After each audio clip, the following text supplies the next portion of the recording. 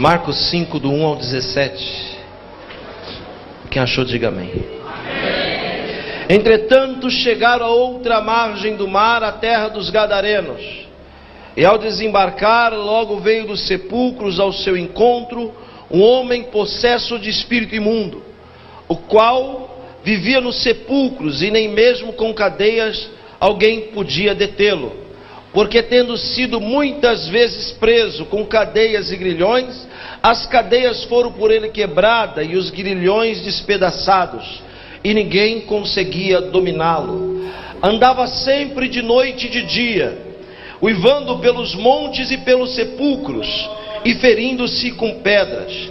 Quando de longe viu Jesus, correu e o adorou, e exclamou em alta voz, dizendo: que tenho contigo, Jesus, filho do Deus Altíssimo. Conjuro-te por Deus que não me atormentes. Porque Jesus havia lhe dito: espírito imundo, sai deste homem.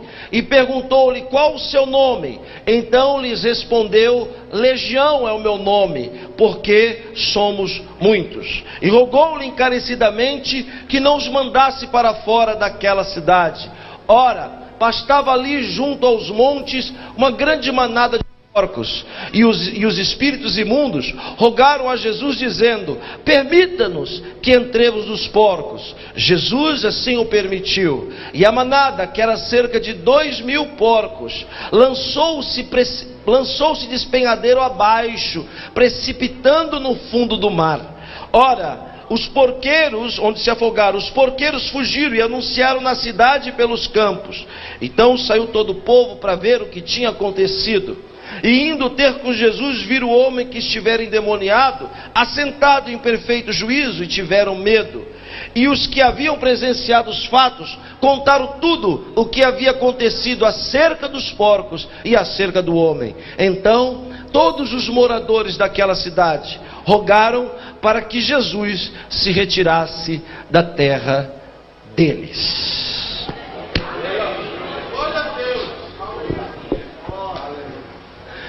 Não existe, senhoras e senhores, em nenhum outro relato, em nenhum outro registro, ao menos uma única vez, uma referência, uma citação à existência da cidade de Gadara. A única citação histórica que comprova a existência de Gadara é o texto pelo qual acabamos de nos referir agora. Não obstante ser essa a única citação na história da cidade de Gadara, da pequena vila de Decápolis, Gadara está, sem dúvida nenhuma, no rol das cidades mais conhecidas do mundo. A fama de Gadara, senhoras e senhores, é sem dúvida pejorativa, porque Gadara é uma daquelas cidades que carrega na sua história um fardo, um jugo. Gadara é uma cidade emblemática, que tem sobre si uma tarja preta. A fama de Gadara que a sustentou nesses 2 últimos dias divinos, nesses 2 últimos anos, que a fez notória e famosa, é a fama de Gadara ter sido a cidade dos demônios. Por que Gadara é conhecida como a cidade dos demônios? Porque o relato bíblico pelo qual acabamos de ler e citar é um relato épico, de um nível de possessão incomparável, inconcebível ao raciocínio e ao intelecto humano. Não existe nenhum outro lugar, em nenhum outro livro de exorcismo, algo perto, que chegue perto ou semelhante ao que o texto sagrado acabou de se referir. Por quê? Porque em outras citações, quando Jesus vai expulsar demônios, ele pergunta: qual o seu nome? E o demônio diz: meu nome é A. Quando Jesus pergunta: qual o seu nome? O demônio diz: meu nome é B, meu nome é C, meu nome é D. Mas aqui não. Aqui, quando Jesus pergunta: qual o seu nome? Eu imagino, na coerência dos meus pensamentos, que os demônios devem se acotovelar, se arranhar, se empurrar, dentro do corpo daquele mortal miserável. E os próprios demônios chegam à conclusão, e deve dizer de forma irônica: olha, Jesus, se for para a gente falar o nome vai demorar muito. Então, se quiser nos chamar de alguma coisa, nos chame de Legião. E para quem não sabe, Legião não é nome de banda de rock. Legião é uma contagem militar romana de 2000 anos atrás. Uma legião equivale a 6.000 soldados. Isso quer dizer que 6.000 demônios vivia, possuía e se apoderava daquele miserável mortal. É inconcebível, nós não conseguimos entender como pode caber tanto em tão pouco espaço. Mas eles dizem: nós somos uma legião. A maneira que este homem vivia era no mínimo miserável, porque a Bíblia diz que este homem andava uivando como um bicho selvagem. E não era só de dia, e não era só de noite. A Bíblia diz de dia e de noite. Então estamos falando de alguém que não parava de servir o diabo, enquanto a gente fica fazendo onda para servir a Deus. Quando a matéria não aguentava o encalço da possessão, pastor Ares, a Bíblia diz que com a permissão dos demônios, este homem desfalecia. Se fosse no cemitério, já seria medonho. Mas não era no cemitério, não. Era nos sepulcros. Estou falando de alguém que, para descansar, tem que arrebentar uma sepultura e deitar sobre os cadáveres em decomposição, uivando como um bicho. E quando via alguém em sã consciência andando nu, ele não jogava pedra nas pessoas, não, porque se jogasse alguém ia dizer: é louco. Mas ele fazia pior, ele pegava as pedras e feria-se a si mesmo. Aí as pessoas diziam: é demônio. E eram muitos demônios. Um homem endemoniado em Gadara acarretou prejuízos para aquela vila de Decápolis. Por quê? Porque a fama transpôs os limites municipais, se é que assim poderemos dizer, e chegou em toda a Terra Santa. Quando alguém dizia assim: nós temos que passar por Gadara, alguém dizia: não, por Gadara não, vamos pelo lugar mais distante. Mas por Gadara a gente não pode passar, porque a fama de Gadara como a terra dos demônios é grande demais. Ou seja, ninguém fazia negócio. As pessoas evitavam qualquer laço, qualquer enlace diplomático, qualquer nível de amizade com quem morava em Gadara, porque a fama de ser a cidade dos demônios chegou longe. Quem está me ouvindo, diga amém. Amém. A princípio, os gadarenos detectaram que aquele homem endemoniado era um problema sério. Eu preciso, por gentileza, da sua paciência comigo como pregador, porque eu estou só construindo a mensagem. Eu vou pregar só daqui a uma meia hora, mais ou menos. Mas eu preciso construir para você entender o que eu vou dizer. A Bíblia diz que os gadarenos ficaram incomodados com aquele problema. Que ele era uma ferida, pastor Dedé, um câncer pulsante, como um vulcão em erupção de pus, que lhe incomodava demais. Tem um homem uivando no meio da rua, gritando, assustando todo mundo. Então os gadarenos pensaram: isso é um problema sério, e nós precisamos resolver este problema. E aí a Bíblia diz, me faz entender, pastor Alisson, que os gadarenos pensaram como resolver. E pensaram, chegaram à conclusão: já sei como vamos resolver. Esperaram o homem desfalecer no sepulcro, correram lá e o enrolaram em correntes, várias correntes, o prenderam em correntes e se abraçaram e disseram: Problema resolvido. Está resolvido porque nós o amarramos, nós o prendemos com corrente. Mas a Bíblia diz que quando os demônios reativaram a sua possessão, o homem incrivelmente arrebentou as correntes. Quando o homem arrebentou as correntes, assim como nós, os gadarenos, entenderam que o problema era mais sério do que eles pensavam. Porque quando a gente tenta resolver um problema e não consegue, quebra a cara, se dá mal, aí a gente percebe que o problema é muito mais sério do que a gente pensa. Os gadarenos pensaram e disseram: ele arrebentou as correntes, o que vamos fazer então? Pensaram de novo e chegaram à conclusão: vamos prender ele com grilhões. Para quem não sabe a diferença entre corrente e grilhão, eu explico. A corrente é o ferro trançado e o grilhão é o ferrolho, é a barra de ferro maciça. Os gadarenos dobraram barras de ferro para prender este homem com grilhões. E quando ele desfaleceu, os gadarenos foram e o prenderam com grilhões e disseram: agora sim, problema resolvido. Mas, de forma assustadora, quando os demônios reativaram a possessão, a Bíblia diz que ele não quebrou os grilhões, mas a Bíblia diz que ele despedaçou os grilhões. E aí o que os gadarenos fizeram? Mudaram de uma condição de incomodados para a condição de acomodados. E abraçaram, irmão Moisés, aquele velho ditado popular que os covardes usam: se você não pode vencê-lo, junte-se a eles. E o que ontem era errado, agora para os gadarenos passou a ser certo.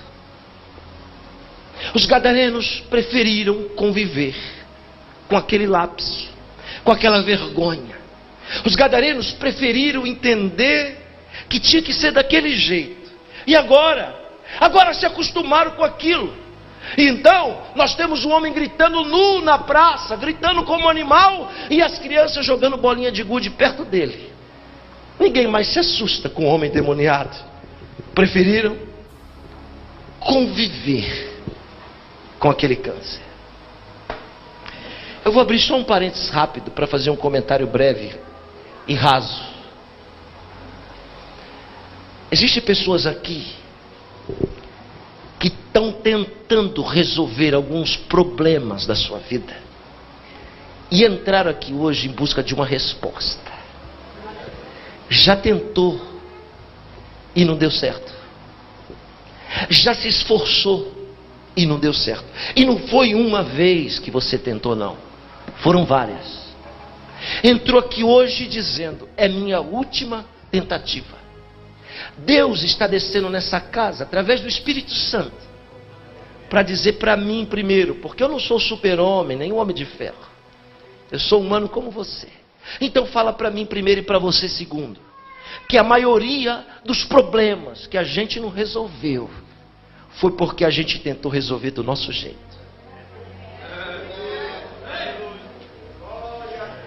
E toda vez que eu e você fizer algo do nosso jeito, pode ser corrente, pode ser grilhão, problemas espirituais não se resolve com armas físicas.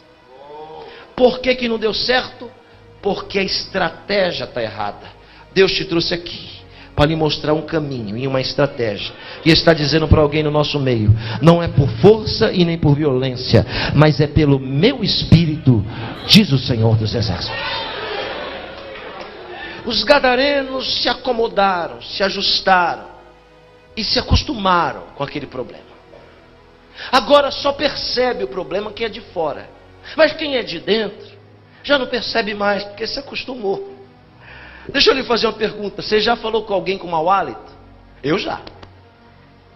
Quando alguém tem mau hálito, chega perto de você, ele chega falando assim, aí vai dando uma tontura em você, assim, um mal-estar, uma vontade de cair no chão. Engraçado que a gente que não está acostumado percebe, mas quem tem o problema não percebe. Não percebe por quê? Porque já se acostumou com o cheiro. É semelhante à irmã, viu, querido? Que na hora de ir para a igreja, em vez de ela pegar o perfume e fazer assim, ó. Não, ela só falta fazer isso, ó. Que ela se banha de perfume. Olha ainda para o marido e diz assim: nossa, amor, como esse perfume está fraco. Fraco? 10 quilômetros dá para sentir o cheiro. Todo mundo sente, só ela que não. Por quê? Porque ela se acostumou com o cheiro. Deus está dizendo para nós hoje: tem algumas coisas que vocês se acostumaram, que não era para ter se acostumado. Aliás, o maior erro que a gente pode cometer é se acostumar. A gente não pode se acostumar nem com o diabo e também não pode se acostumar com Deus. Porque quando a gente se acostuma com alguém, naturalmente, é tendência, a gente perde o respeito por a pessoa, perde a reverência por a pessoa. Então, se você está acostumado com Deus, com certeza você perdeu o respeito para com Ele. Quando você não é acostumado, você reverencia, fala: hoje eu vou para o culto, Deus está lá. E a gente teme e a gente treme, porque não está acostumado com o soberano. Os gadarenos tentaram resolver aquele problema e não conseguiram. E aí preferiram se acostumar com aquele problema, conviver com aquele problema. Eu perguntei para Deus: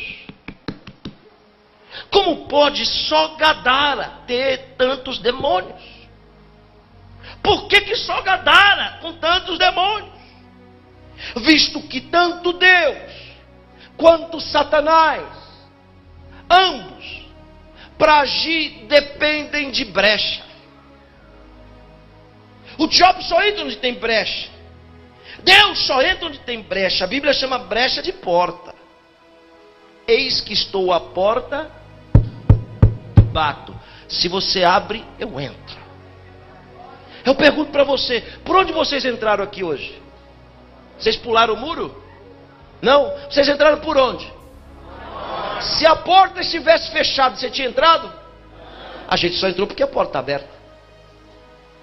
Eu perguntei para Deus: qual foi a porta que os gadarenos abriram para ter tantos demônios ali? Sabe o que o Espírito Santo me disse? A porta que os demônios entraram, a porta que os gadarenos abriram, é porque os gadarenos criavam porcos. E alguém vai me dizer: qual o problema criar porco? Eu lhe respondo: aqui em Criciúma nenhum.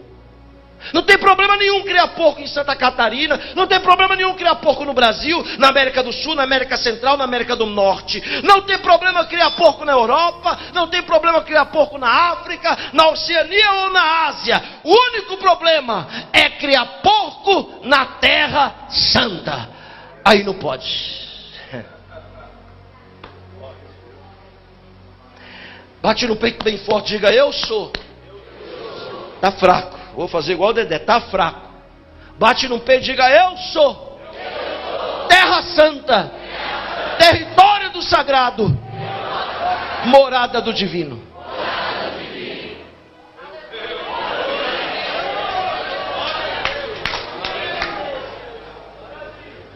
Por que a gente não pode criar porco na Terra Santa? Porque a Bíblia diz que tal animal é imundo. E alguém vai dizer: claro que é, pastor. Com certeza. Porque o porco come excremento. Porque o porco vive na lama. E eu vou lhe dizer, acredite você, o porco não é imundo porque come lixo e excremento, ou porque vive na lama. O lixo e excremento é resultado de outra imundícia. Eu gosto muito do jeito que Deus vê as coisas aqui nessa terra. Porque Deus não vê as coisas como a gente vê.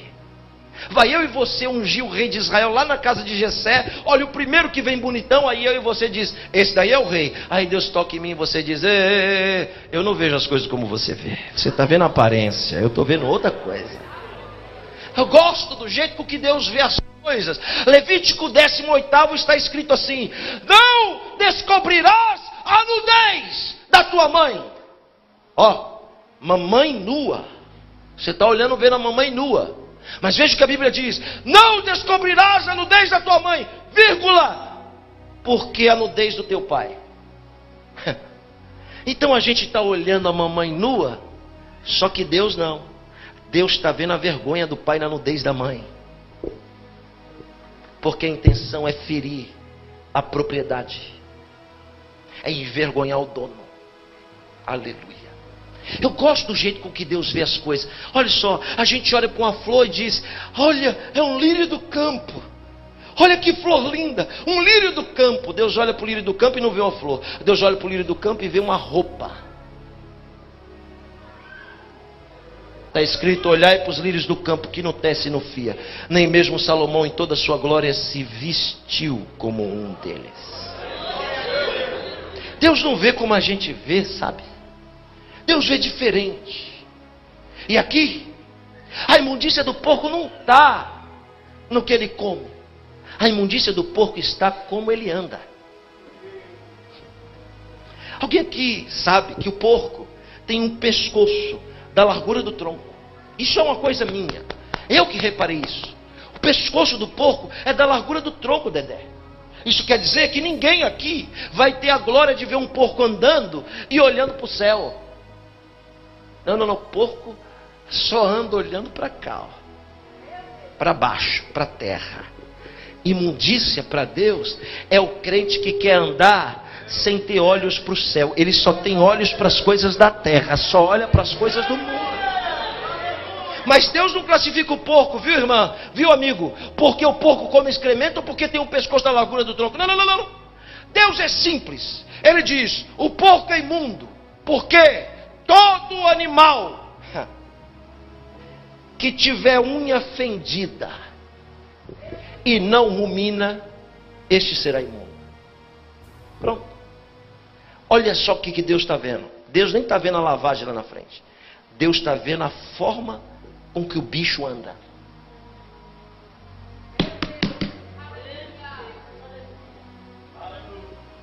Por que imundícia para Deus? É alguém que aqui dentro é trigo, mas lá fora é joio. Imundícia para Deus é quem quer servir a dois senhores. Imundícia para Deus é quem é luz aqui dentro e trevas lá fora, ovelha aqui dentro e bode lá fora. Imundícia para Deus é quem quer andar em dois caminhos. Imundícia para Deus é aquele que não sabe de que lado está. E pior, ainda promove divisão e contenda entre os irmãos. Hoje é a noite da decisão. Aleluia, a gente vai ter que decidir de que lado a gente está.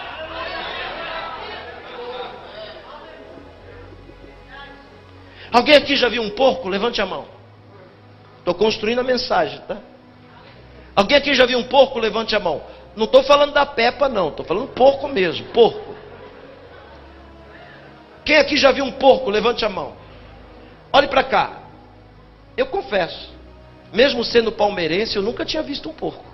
De verdade? Não. Até o dia que eu fui pregar num lugar chamado Rondônia. Isso existe, hein? E aqui no Brasil. Fui pregar lá, uma poeira, um calor terrível. O pastor fez um congresso de missões, e no intervalo de um culto do outro, ele juntou os pregadores, botou dentro de uma van e disse assim: vamos orar lá na fazenda.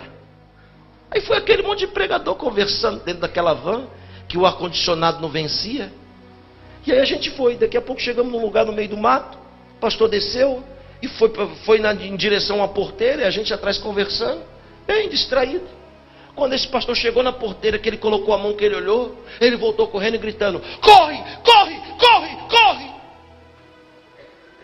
O que você faz quando alguém da sua confiança manda correr? Saiu aquele monte de pastor correndo, irmão.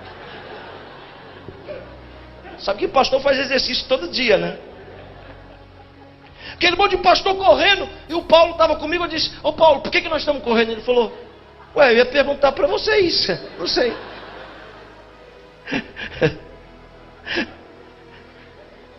Isso aconteceu comigo lá no Santos Dumont. Não sei se os irmãos aqui conhecem o aeroporto Santos Dumont. O aeroporto Santos Dumont no Rio de Janeiro tem uns vidros redondos assim, irmãos, que dá para você ver a pista, sabe? E era de manhã, quer me matar e comprar passagem para mim de manhã. Porque de manhã, nossa, a gente acorda, o cabelo não acerta. A cara tem uma talha assim na cara, parece que a gente tomou uma facada, cicatriz. Com fome, com sede, aquela coisa louca. E eu estou sentado lá no Santos Dumont, dá licença, pastora. Estou sentado lá nervoso, porque acordei cedo, não gosto. Estou mexendo no celular, lá dentro do aeroporto. Daqui a pouco eu vi uma multidão de gente correndo e gritando. Aí eu pensei, aqui eu não fico. Juntei as malas, daí saí correndo junto. Você imagina a cena? Aconteceu exatamente igual. Perguntei pro rapaz, por que nós estamos correndo? Ele falou, rapaz, eu peguei o bonde andando. Vamos correr, depois a gente resolve. E eu correndo junto, daqui a pouco aquela multidão de pessoas parou assim em frente ao vidro, que dá para ver a pista, e começou a gritar, né? Eu falei, eu já estou aqui mesmo? Eu vou gritar também. Eu comecei a gritar também, igual um bode, coisa ridícula. Aí eu falei pro rapaz, e agora que nós estamos gritando? Ele falou, rapaz, eu também não sei. Mas eu vi uma irmã lá, eu até chamei ela de irmã, mas não era irmã não. Ela estava chorando e gritando, ela era bem avivada. Aí eu falei, aquela ali deve saber o que é. Vou lá perguntar para ela. Cheguei para ela e falei, minha senhora, com licença, bom dia. Por que a gente está gritando aqui, chorando? Ela virou para mim e disse, por quê? Por quê? Por que você não está vendo, não? Aí eu olhei assim e disse, não estou vendo nada.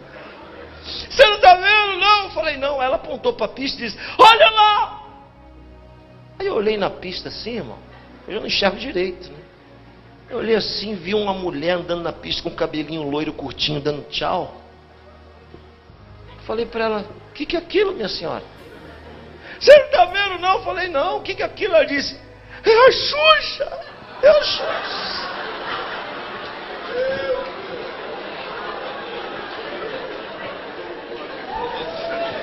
Na hora deu aquele calafrio no espírito, sabe? Que a primeira coisa que eu pensei é o seguinte, deve ter algum crente paparazzo aqui filmando com o celular, que sempre tem nessas horas, né? E aí ele pega, me filma correndo atrás da Xuxa, bota no YouTube bem grande, escândalo. Yosef Akiva chora pela Xuxa. O Alisson nem ia me trazer para pregar aqui na vigília, mas acabou meu ministério. Na hora eu fui saindo devagar, deixei o povo gritando, fui desconfiado assim, como que não soubesse de nada. Sentei de novo no lugar que eu estava e fiquei pensando. Eu vi a Xuxa. Pode acreditar, pastora Carol, eu vi a Xuxa. Eu vi! Sabe o que aconteceu comigo? Nada. Foi pior, de raiva. Porque enquanto eu e você estiver indo atrás de alguém com a mesma condição existencial que a nossa vida não vai mudar. A nossa vida só vai mudar quando a gente estiver querendo ver alguém que não dorme, não tosqueneja, que não come, que não precisa de nada disso para existir, que vive e reina para sempre, está aqui no nosso. Mas voltando para Rondônia, aquele monte de pastor correndo, você imagina, né? É 1 segundo para dar um mal súbito. O coração explode, é só picanha todo dia. Aquele monte de pastor se empurrando naquela poeira, entrou dentro da van, a narina assim. A gente entrou dentro da van, o pastor chegou dizendo, me perdoa, irmãos, me perdoa, me perdoa. Aí eu perguntei, pastor, por que a gente correu tanto? Ele disse, é porque eu errei a porteira.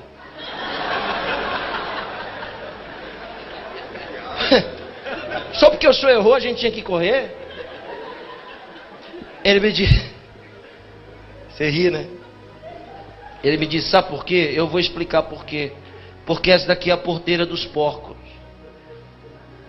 Aí eu nunca tinha visto um porco. Falei, e daí? E daí? Aí o irmão vai chorar de rir, dá uma água para ela ali. E daí que a porteira do porco a gente morreu, o pastor quase morrendo ali. Ele disse, deixa eu explicar, é que esses bichos mordem. Eu fiquei revoltado, viu? Porque eu nunca tinha visto um porco. Porco para mim era o Porky Pigs. Lá do Looney Tunes, né? Lá do Looney Tunes, aquele que fala assim, até a próxima, pessoal. Para mim porco era aquilo. Agora alguém vem e me diz que porco morde. Fiquei revoltado. Falei, peraí, pastor, que morde é pernilongo, muriçoca, porque tem um monte aqui, diga-se de passagem. O que morde é leão, é cachorro. Porco morder, ele falou, esse bicho morde e é perigoso. Irmão, ninguém conseguiu me convencer que porco mordia. E os outros diziam, vamos embora, se morde, vamos embora. Eu disse, mas deixa eu ver então, eu nunca vi um porco. Os outros disseram, daqui eu não saio, ligo o ar que eu vou ficar aqui. Aí nós fomos com a van mais perto e eu fui ver o porco junto com o pastor, os dois. Lá na porteira. Irmãos, eu confesso, eu nunca tinha sentido um odor daquele. Coisa horrível. Quando a gente chegou na porteira que eu olhei, eu também nunca tinha visto um bicho mais feliz do que aquele. Porque rolava na lama assim, o outro ia andando e ele ia comendo atrás o excremento que caía. Eu nunca tinha visto uma cena daquela. Os animais eram desse tamanho assim, ó, com os dentes tortos para fora. Se falasse, José, aquilo é um rinoceronte, eu acreditava. Era desse tamanho. Horrível. Com os olhos tortos assim, vermelho, coisa estranha mesmo. E um número incontável, era mais ou menos o tamanho disso aqui. Ele me chamou e disse, José, vem cá, olha lá atrás. Quando eu olhei lá atrás, tinha uma leitoa enorme deitada, com muitos leitõezinhos lutando por uma teta. E ele me disse, está vendo lá? Ouve o que eu vou dizer. Porco não dá luz, porco não dá cria, porco é uma praga, porco dá ninhada. Conta quantos tem. Eu falei, como é que eu vou contar tanto porco? Ele disse, pois é, há 2 anos atrás eram só 4. Se tem um bicho que se multiplica rápido, é esse daí. E não precisa fazer muita coisa não. É só jogar lama e sujeira para ele. E aí ele se cria. Bate no peito de novo e diga, eu sou terra santa, território do sagrado, morada do divino. Se nós somos terra santa, irmãos, então por que tem tanto chiqueiro dentro de nós? A gente constrói chiqueiro para jogar a lama das nossas traições, das nossas imundícias, da nossa falta de misericórdia. A gente joga o excremento das nossas fofocas, dos nossos olhos. É nesse chiqueiro que a gente não tem coragem de levar ninguém lá por causa do cheiro. Nem as pessoas que a gente mais confia, a gente leva nesse chiqueiro. Porque lá, todo dia, eu e você jogamos um baldezinho das nossas vergonhas. E o pior é que a gente se faz de não criadores. E esse cheiro é tão forte que a gente já se acostumou. Nem incomoda mais. Jesus te trouxe aqui hoje. E é para quem pode resistir. Te trouxe aqui hoje para lhe dizer que Ele quer dar um ponto final nesse chiqueiro. Que Ele quer extinguir essa lama, essa imundícia. A Bíblia diz que Jesus foi para Gadara. Gadara é a última cidade em direção à fronteira com a Síria. Gadara é uma vila, existe até hoje, e está a 2,7 km da fronteira com a Síria. E eu perguntei o seguinte: por que os gadarenos criam porco se os judeus não comem porco? Mas aí, quando eu vi a localização, eu entendi. Os gadarenos criavam porcos por causa da aproximação com o mundo e a distância de Jerusalém, que é o centro da adoração. O que isso quer dizer? Que Deus está nos convidando a sair de perto da fronteira do mundo e vir mais para o centro da vontade dele. Aí não vai ter motivo para a gente continuar criando porco. Deus me disse que aquele homem endemoniado era resultado dos porcos que os gadarenos criavam. Porque a maioria dos problemas que nós temos na nossa vida é resultado dos porcos que a gente cria. Jesus atravessou o país inteiro e a mensagem começa agora. E foi para Gadara. Não tinha placa, não tinha televisão, não tinha rádio, não tinha internet, nada, nenhum tipo de divulgação. Mas Jesus foi. Quando ele desceu do barco, que ele colocou a planta do pé em Gadara, imediatamente a autoridade espiritual do território sentiu o impacto de uma autoridade maior que chegou naquele lugar. Porque pé é autoridade. A Bíblia diz: eis que vos dou poder e autoridade para pisar. A Bíblia diz: onde colocar a planta dos seus pés, eu vou te dar por herança e por possessão. Pé é autoridade. Eu vou lhe explicar melhor. No Sefer Shemot, na Kitzá, na Parashot de Kitzá, Moshe Avinu vayomer al Kadosh Baruch Hu. Não entendeu nada? Êxodo 33. Moisés vira para Deus e na sua Bíblia está escrito assim: eu quero ver a sua glória. Na outra está escrito assim: quero ver a sua face. Mas o texto original não é nem face nem glória. O texto original diz que Moisés olhou para Deus e disse: eu quero te ver de frente. Por que Moisés quer ver Deus de frente? Sabe por quê? Porque Moisés quer ver o tamanho da autoridade do divino. Porque os pés só se vê de frente. De costa, você não vê o pé, você vê a consequência do pé, que nós chamamos de pegada. Eu vou tentar explicar de novo. Moisés quer ver o tamanho da autoridade de Deus. A resposta é intrigante. Porque Deus vira para Moisés e diz assim: ninguém vai me ver de frente e viver. Por quê? Porque tem alguém com a faca lá atrás para matar quem vai ver Deus? Não. É porque essa autoridade é a fonte de toda existência. É a fonte de toda a vida. Tudo que existe veio dessa autoridade. Aleluia. Ora, nós só somos vivos porque dentro de nós existe um espírito que Deus colocou em nós. E esse espírito veio dessa autoridade. Então Deus disse: se alguém me vê de frente, não vive. Por quê? Porque quando a gente ficar de frente com a autoridade, imediatamente o espírito que está em nós é tragado como um imã por essa autoridade e a gente morre. Aí Deus vira para Moisés e diz: você não vai me ver de frente, mas eu vou te pôr aqui, ó, no penhasco, e eu vou passar. Quando Moisés olhou, Deus já tinha passado há muito tempo, porque Deus é sempre mais rápido do que nós. Ele não viu Deus de frente, mas ele viu a bondade de Deus passar. Eu vou lhe dizer de novo: enquanto a gente estiver aqui, ninguém aqui vai ver Deus de frente.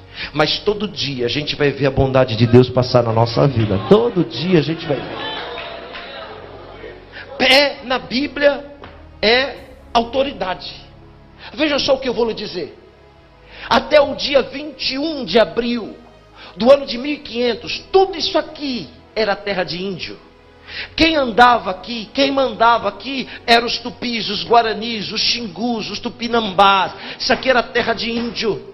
Eles eram autoridade desse território. Mas quando chegou o dia 22 de abril, lá em Cabralha, Porto Seguro, lá na Bahia, quando a primeira caravela portuguesa encostou e o primeiro português colocou a planta do pé, deixou de ser terra de índio e passou a ser colônia portuguesa. Porque uma autoridade maior chegou no território. De novo vou tentar explicar. Que tem gente que só entende a linguagem bíblica, né? Quando Deus criou o mundo, Deus deu a autoridade do mundo para Adão. Adão mandava no mundo, ele era autoridade. Tanta autoridade que bota nome: papagaio, leão, urso, cobra, jacaré. Tudo é autoridade dele. E o que o diabo quer? Trazer pecado para o mundo? Não. O diabo só quer uma coisa: tomar da mão de Adão a autoridade. Ele quer a autoridade do mundo da mão de Adão. Quem está me ouvindo, diga amém. Amém. Preste atenção no que eu vou dizer. Não, toda a sentença, grave o que eu vou dizer, toda a sentença é a inversão da condição. A sentença inverte a condição do sentenciado. Ouça: sentença para quem está livre, o contrário, preso. Sentença para quem está preso, o contrário, livre. Porque porque a sentença inverte a condição. Ora, se a condição de Deus para Satanás é rastejar, isso quer dizer que antes ele voava. Não tinha colocado o pé no mundo. Quando Satanás engana Adão, ele vai e põe o pé no mundo. Quando ele põe o pé no mundo, ele toma a autoridade do mundo da mão de Adão. Quando ele toma a autoridade do mundo, imediatamente o mundo dá o sinal de que a autoridade mudou. E pela primeira vez brota da terra espinho e abrolho. O espinho é o sinal da autoridade de Satanás no mundo. Agora ouça só o que eu vou lhe dizer. O que Jesus veio aqui fazer aqui nesse mundo? Ele veio buscar e salvar o que estava perdido. Tá bom, outra, conta outra. Ele veio morrer da cruz do Calvário. Não, conta outra, que essas duas eu já sei. O que Jesus veio fazer aqui no mundo? Eu vou lhe dizer, Jesus veio aqui para tomar autoridade de volta da mão de Satanás. Por isso que ele é chamado de segundo Adão. Porque o primeiro Adão perdeu a autoridade, mas o segundo foi e tomou da mão de Satanás de novo. Horas antes de morrer crucificado, os romanos botam Jesus num tronco e começam a dar chibatada. Quem está dando chibatada é cheio do Espírito Santo, irmãos? Me responda. Cheio do Espírito Santo quem está batendo? Não. Quem está batendo é Satanás. Quem está dando chibatada é Satanás. Por quê? Porque é o último esforço para fazer Jesus recuar do propósito de tomar autoridade. Não entendeu? De novo. Toda vez que alguém se levanta para te dar chibatada, toda vez que alguém se levanta para te dar chicotada, é sinal de que você está perto da sua vitória. E você não pode recuar. Você tem que continuar seguindo em frente. Suporta a chibatada. Aqui batendo. Quando ele percebe que perdeu, o outro romano passa e diz, por que está apanhando? Aí alguém diz, está apanhando porque é o rei. Rei é o dono da terra. Aí aquele demônio, naquele romano diz, ele é rei, ele precisa de uma coroa. Vai lá e faz uma coroa de espinho. Quando bota na cabeça de Jesus, ele está declarando que ele perdeu e está devolvendo de novo a autoridade que era dele para o nosso Senhor que está aqui no nosso meio nessa noite. Porque pé é autoridade. João, quando vê Jesus em glória, ele fala de cima para baixo, cabelo alvo como a lã. Não é que Jesus tem cabelo branco não, essa claridade na cabeça é o brilho de muitas coroas com o qual foi coroado. A Bíblia vai descendo e ele diz, eu vi que ele tem os olhos de fogo. Esses olhos de fogo é chamado também de tribunal de Cristo, porque quando ele for julgar a igreja vai passar num tribunal de fogo, que é o tribunal de Cristo. Ora, se as obras for de palha, Jesus só vai olhar e vai virar nada. Se as obras for de madeira, Jesus só vai olhar e vai virar nada. Mas se as obras for de ouro, ele vai olhar e vai reverter a obra em galardão para a sua coroa. Da sua boca sai espada de 2 gumes, por que a palavra tem 2 lâminas? A palavra tem 2 lâminas porque uma vai cortar na vida de quem crê e outra na vida de quem não crê. Crendo ou não crendo, não importa, ela vai se cumprir do mesmo jeito. Aí ele diz que ele está vestido de linho fino, símbolo de pureza, salpicado com o próprio sangue, símbolo de justiça. Mas quando João vê os pés de Jesus, ele diz assim, quando viu os seus pés, brilham como um latão reluzente. Ele escreve dizendo, caí como morto. Não, ele morreu. Ele morreu porque o espírito dele viu a autoridade e a fonte de onde ele veio. E o espírito foi tragado e voltou de novo para o lugar onde estava. Aí, se os pés de Jesus e a autoridade dele tragam o espírito de João, Jesus devolve pela ponta do dedo e o ressuscita dizendo, João, não temas, porque eu sou o alfa e o ômega, o princípio e o fim. Fui morto, mas hoje vivo e tenho na mão a chave da morte e do inferno. Pé é autoridade. Jesus colocou o pé, e olhe para cá, Jesus colocou o pé e os demônios vieram diante daquela unção. Pode só levantar a mão, só um pouquinho? Só levanta a mão um pouquinho aí, só quem acredita. Deus me trouxe de muito longe, tá? Você nem imagina. Estou viajando desde as 9 horas da manhã. E eu vou lhe dizer algo que Deus mandou lhe dizer. A partir de agora, durante 14 dias, vai durar só 14 dias, Deus está lhe dando uma autoridade específica. Nesses próximos 14 dias, não diga nada. Se cale. Porque em alguns lugares, quando você colocar a planta do seu pé, essa autoridade que Deus está te dando, vai fazer tudo que está intocado, escondido, vir e se render aos seus pés. Toda arma forjada, toda trama, todo laço, todo embaraço, todo golpe vai ser desfeito por causa da autoridade que Deus está te dando aqui. E se prepara aí para não chorar e para não se assustar, mas Deus vai trabalhar em 14. Aleluia! Jesus olha para os demônios e diz assim: quem está aí? Eles, legião. Jesus diz: eu quero que saia. Eu quero que vocês saiam. Olhe para mim, eu pergunto de novo: por onde que vocês entraram? 1, 2, 3? Eu não ouvi. Quando terminar a vigília, por onde você vai sair? Claro, a gente só pode sair por onde a gente entra. Quando Jesus diz assim para os demônios: eu quero que saia, os demônios devem dizer para Jesus: então, a gente pode até sair, mas a gente só pode sair por onde a gente entrou.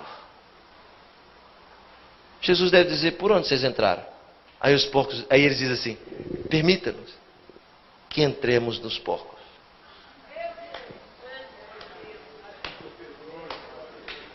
A gente quer sair por onde a gente entrou. É só para quem acredita, né? Mas tudo que lançaram contra você, pode acreditar, vai voltar pelo mesmo caminho que veio.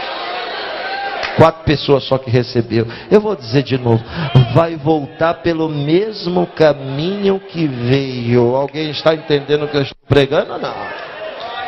Então te aquieta e só recebe essa autoridade. Ó, pode acreditar que Deus vai trabalhar. Ó, quem está falando com você não é menino nem vagabundo espiritual não, tá? Eu tenho responsabilidade no que eu estou dizendo. 14 dias e se prepara que ele vai sacudir a figueira. Tem uns negócios intocados aí que vai aparecer tudo, hein? Vai vomitar a ferida, hein? Você não pediu para Deus resolver? Então vai resolver. Aleluia. Não é para falar nada. Para de ficar matracando, hein? É bico calado, que está falando mais do que o homem da cobra, hein? Tá todo... É uma murmuração danada. Para com essa língua de murmurar. Cala a boca. Olha, o Espírito Santo está falando um negócio comigo aqui. Eu vou falar. Tem uma mulher aqui no nosso meio que ela se mete todo dia na vida da filha. Quando a filha foi casar, ela ainda disse assim: mora aqui do meu lado, aqui no fundo aqui de casa, aqui ó, tem um lugarzinho bom para você. Fez isso para ficar se metendo e dando palpite. Já está quase destruindo a vida da filha, o casamento. Deus está mandando eu lhe dizer: cala a boca e para de se meter na vida da tua filha. Cuida da tua vida, ela não é mais tua filha, o dono mudou, não é mais você, o dono agora é o marido dela, então não se mete mais. E não adianta fazer bico não, hein? Que eu morro de medo de bico. Estou aqui me tremendo todo.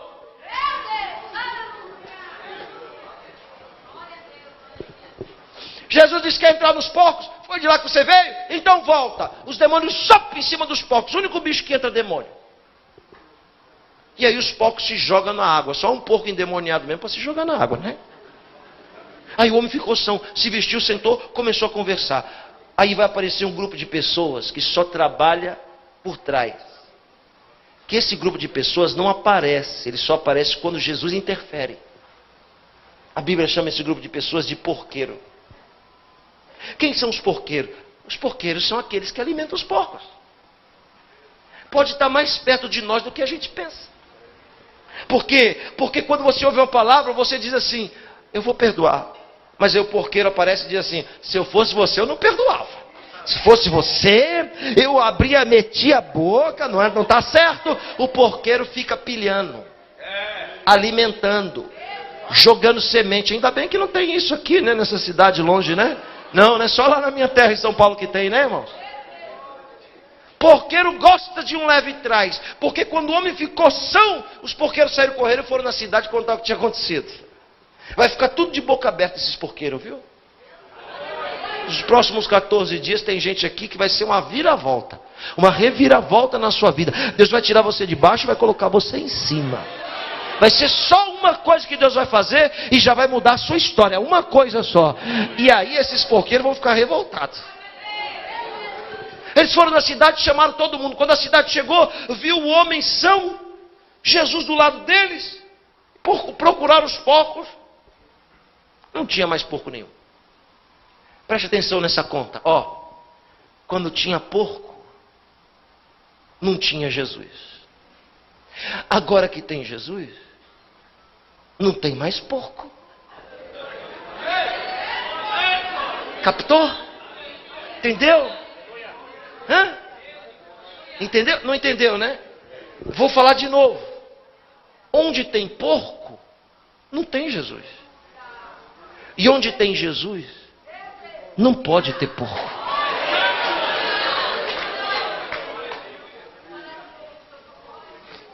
A multidão viu e disse: nossa, o senhor resolveu, hein, Jesus? Pois é, o senhor resolveu o problema dele, mas agora arrumou um problema para nós. Porque a gente gosta tanto dos porcos. A gente está tão acostumado com esses porcos. E faz o seguinte, a gente já entendeu que para o senhor ficar, os porcos têm que sair, mas a gente quer que os porcos voltem, então quem vai sair é o senhor. Estenderam a mão e disseram: mestre, dá para o senhor se retirar da nossa terra? Vai embora, porque a gente quer voltar a criar porcos. Jesus olhou e disse: é para ir embora? Beleza. É para ir mesmo? Então tá bom, pessoal. Tchau, um abraço. Quando Jesus vai entrando no barco, o homem que era endemoniado grita: ei! Ei! Jesus olhou e disse: deixa eu ir com você.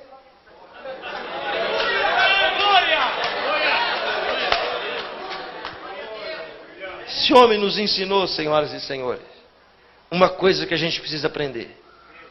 Quem tem que dar valor para o milagre não são os outros. Quem tem que dar valor para o milagre é quem recebe. Então não fique esperando os outros dar glória para o milagre que é seu. O milagre é seu, quem tem que dar glória é você. Me assustei com a resposta de Jesus. Jesus olhou para o homem e disse: comigo? Não, você vai ficar. Se a Bíblia parece que se contradiz, porque a Bíblia diz que ninguém que vem a ele lança fora. Mas lançou o homem. Mas já entendi por quê. Se aquele homem fosse com Jesus, chegasse em outra cidade e dissesse: pessoal, eu quero dar um testemunho. Eu era endemoniado e não sou mais. Ninguém conhecia ele, vai dizer: e daí? E daí? Não te conheci, não sei quem você é. Olha como Jesus é. Jesus diz assim: não. Se você for comigo, não vai ter efeito. Fica na terra da sua humilhação. Volta lá na tua casa e conta para os teus parentes o que eu fiz na sua vida.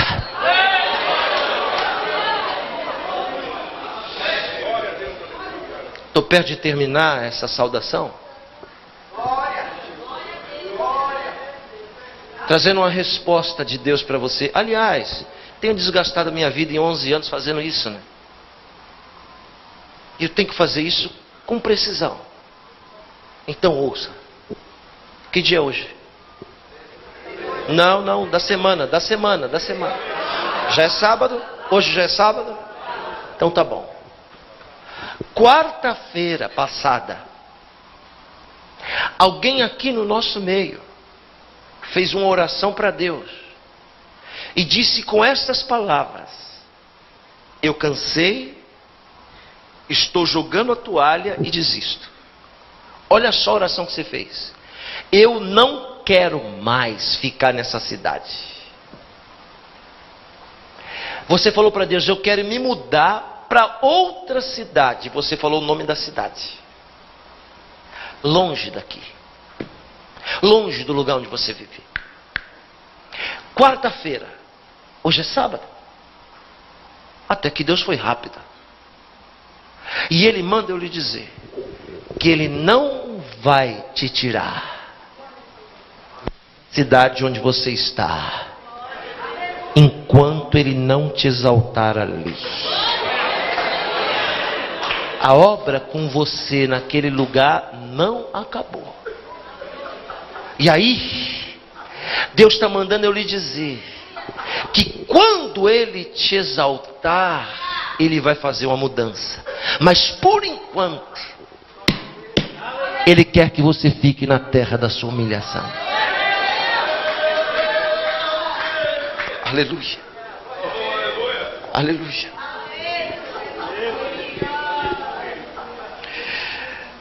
Eu quero que você curve a sua cabeça.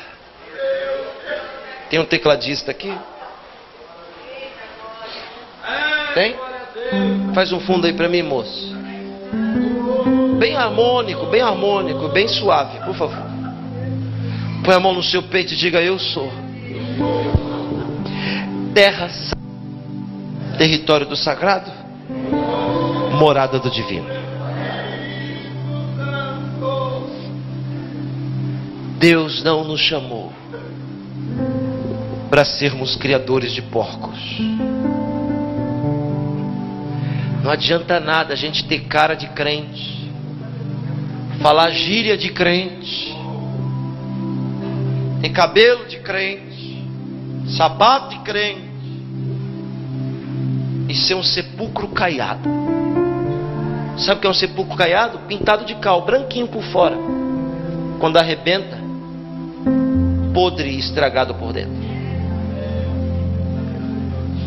Desculpa a minha sinceridade, mas a gente, eu também, a gente está precisando mudar muito, porque nós não somos mais como a gente era. No começo a gente chorava, era quebrantado, mas aí os porcos foram se multiplicando e a gente nem deu conta. Hoje a gente já se acostumou com o cheiro e já não sente mais. Entra e sai do culto. Irmãos, pode ficar de cabeça baixa, mas ouça o que eu vou dizer. Eu fui pregar em Bruxelas, na Bélgica. Um brasileiro virou para mim e disse: pastor, as igrejas do Brasil estão cheias. Eu disse: estão mesmo, cheia de pessoas vazias, cheia de pessoas que vivem uma rotina religiosa. Os nossos cultos virou missa, jogo de carta marcada. É sempre o mesmo papinho, é sempre a mesma ladainha. A gente vem para o culto atrás de pão e água. Ninguém quer ser mais transformado. Acredite, é isso mesmo. Evangelho não é uma religião. Evangelho é uma experiência. Tem muita gente que não sabe o que é evangelho. Virou crente, ficou pior, porque quando era ímpio nem fofocava. Virou crente, só Deus para segurar. Jesus está dizendo para mim primeiro, para você segundo. Eu não te chamei para você piorar.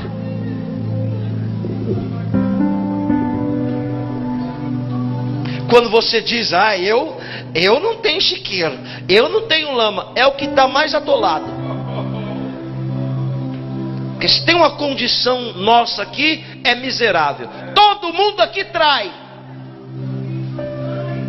Eu nunca. Está achando que trair é o quê? Está achando que trair é só trair o cônjuge? É isso? Não é não. Trair é receber algo que alguém te confiou e você não honrar aquilo que esse alguém te confiou. A gente traz Jesus todo dia, com palavra, com pensamento e com atitude.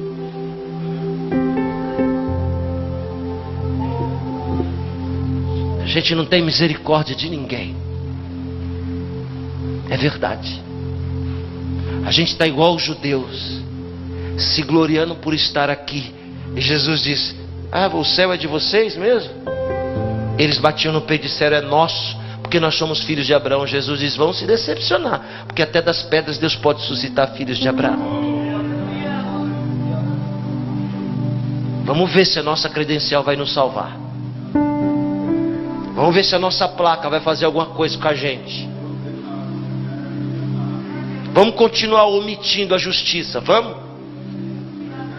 Vamos continuar jogando jugo nos outros. Vamos continuar. crucificando, queimando. Vamos, siga em frente. Estamos tropeçando no nosso próprio calcanhar.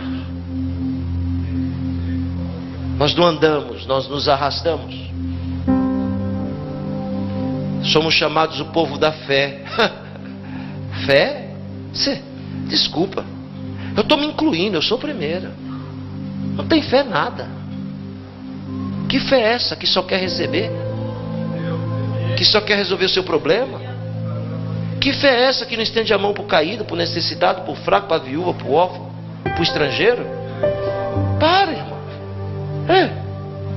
A água não está matando mais a sede, ficou saloba. A gente tem que mudar nossa mensagem, parar de gritar um pouco, de berrar igual bode e pregar, convencer. A gente tem que mudar e precisa, urgente. A maior virtude de um homem é se assumir. Quando eu falo de homem, eu falo de espécie, não de gênero. A maior virtude em alguém é se assumir. Eu me lembro de Jesus pregando sobre a parábola do fariseu e do publicano. Veja só, o fariseu que jejuava todo dia, que orava, o fariseu que não fazia nada errado, nada, entra no culto de pé, põe a mão no peito e diz: Senhor, graças eu te dou, porque eu faço tudo certo. Graças eu te dou, porque eu não sou como esse miserável pecador publicano. É Jesus pregando para nós. Aí ele diz: e o publicano, pecador, entrou no culto se arrastando com a cara no chão, não ousou levantar a cabeça. Sabe qual era a oração do publicano? Senhor, tem misericórdia de mim. Tem misericórdia de mim, porque eu sou pecador. A gente não é salvo porque faz tudo certo, não. Não se equivoque. A gente não é salvo porque não peca, não. Eu não estou fazendo apologia. Porque existe muito monge, muita freira que vive enclausurado, que não peca. Porque a maioria do pecado que a gente comete ou é vendo, ou é tocando, ou é ouvindo, ou é comendo, ou é experimentando. A gente só pode pecar pelos sentidos. Uma pessoa que vive na clausura, igual o senhor Joseph Ratzinger, o Bento XVI, que vive na clausura, não vê o mundo, pode ter pecado? Não peca. Agora isso quer dizer que ele vai entrar no céu? Não, porque nós não vamos entrar no céu porque a gente não peca. A gente não vai entrar no céu pela ausência do pecado, a gente vai entrar no céu pela presença da graça na nossa vida. Que a graça é o antídoto para a gente não ser consumido. Nós, evangélicos, divinizamos. A gente é incoerente, porque a gente meteu o pau dizendo: a gente não precisa de papa. Para que papa? É assim que a gente fala dos nossos irmãos católicos. A gente ficou pior, porque os católicos só tem um papa, a gente tem vários. A gente chama eles de idólatra porque adora imagem. E os nossos ídolos que são de carne e osso? A gente não é idólatra, não? Está olhando o espinho no olho do outro, né? Esquecendo que tem uma trave.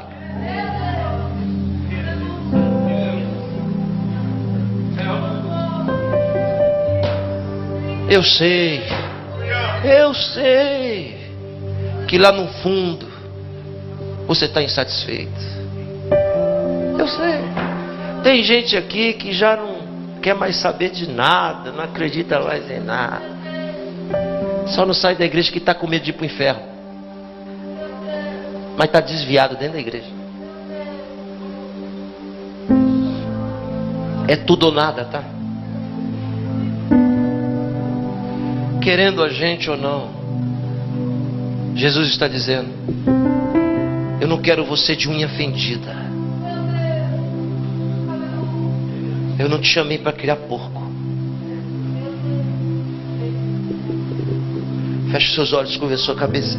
Tem gente aqui que entrou dizendo: Jesus, eu estou cansado. Eu cansei. vontade que eu tenho de jogar tudo para cima, desaparecer, tá? Eu cansei. Cansei de tentar. Cansei de insistir. E olha só, você diz, cansei até de mim mesmo. O nosso Senhor está dizendo para mim e para você: vinde a mim, vós que estáis cansados, que eu vos aliviarei. Eu sou manso e sou humilde de coração.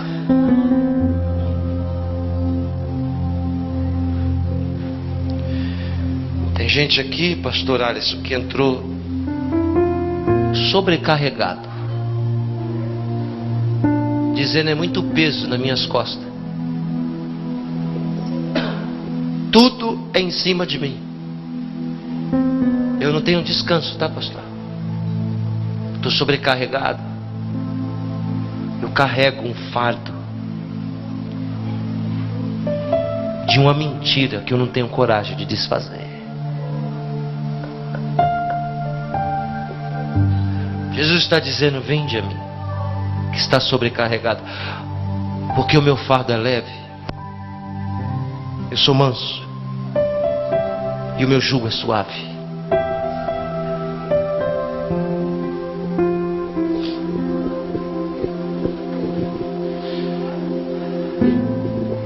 Eu queria que você falasse com Deus um minuto aí do seu jeito.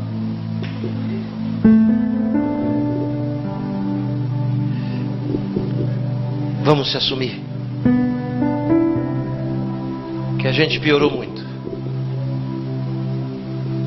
Tem muita gente que abre igreja, que prega. É o nosso caso, né? Porque o nosso interesse não é nas almas, é na gordura do sacrifício. Eu sou assim. Todo dia eu me esbofeteio e digo: eu sou um miserável. Eu sou um miserável. Porque se alguém virar para mim e falar assim: não vou te dar oferta, é capaz de eu não ir. Então a nossa motivação mudou. A gente está abrindo igreja e a gente está fazendo muita coisa interessado em nós mesmos, para não rasgar a seda. É difícil olhar no espelho e enxergar as marcas dos nossos defeitos. Fácil olhar o defeito dos outros, mas o nosso é difícil. Ninguém vai resistir. A gente tem que se converter. Eu, Yosef Akiva, tá aí o DVD gravado, tem que me converter. Você eu não sei, que aí cada um dá conta de si. Mas a gente pode sair daqui dizendo: ah, perdi a noite, vou dormir, como alguns já fizeram. Ou você pode sair daqui convencido, como eu vou sair daqui convencido, que eu preciso melhorar como ser humano.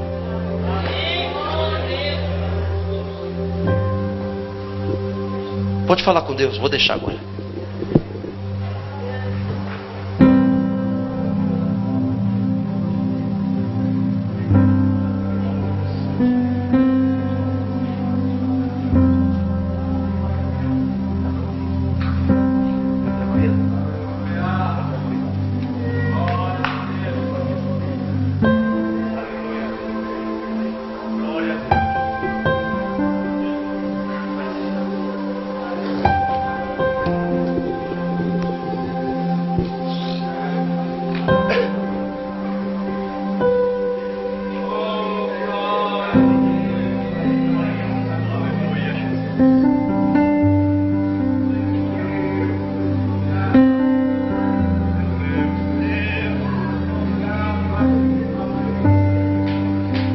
O grande prodígio de um ser humano é sentir vergonha de si.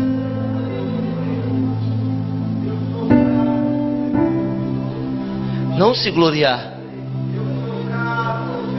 A gente tem que sentir vergonha. Porque agora, quando você começar a vasculhar, você vai ver tanto de porco que está aí, que multiplicou de poucos dias para cá.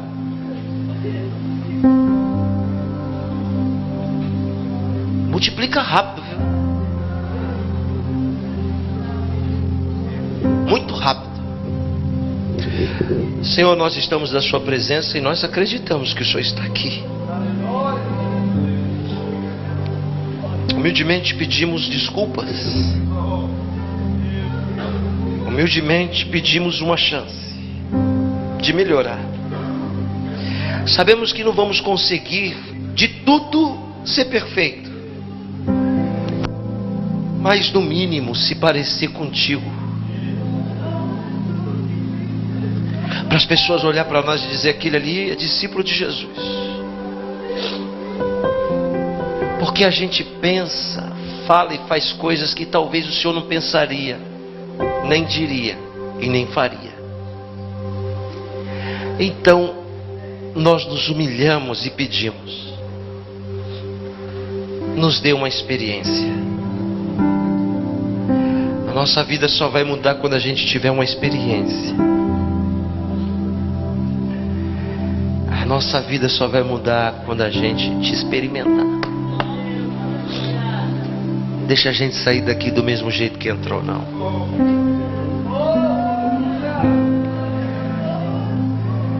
A gente tem que sair daqui diferente.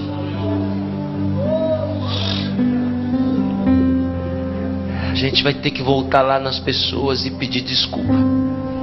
E para tantos pedir desculpa é tão difícil. A gente vai ter que voltar para pedir ajuda. E pedir ajuda é tão difícil. O nosso orgulho não deixa. O nosso ego não deixa a gente se assumir nos nossos tribunais e nas nossas inquisições. Está acabando. A vigília está acabando. Eu não sei qual a conclusão que essa pessoa vai ter. Aliás, nem sei qual era a sua expectativa. Mas o Senhor muitas vezes não faz o que a gente quer. O Senhor faz o que a gente precisa.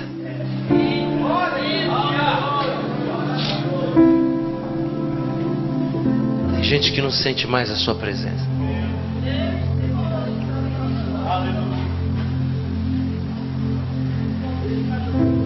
Está tão atolado que não sente mais. Joga uma água aqui, Senhor. Joga uma água em nós aqui, Senhor.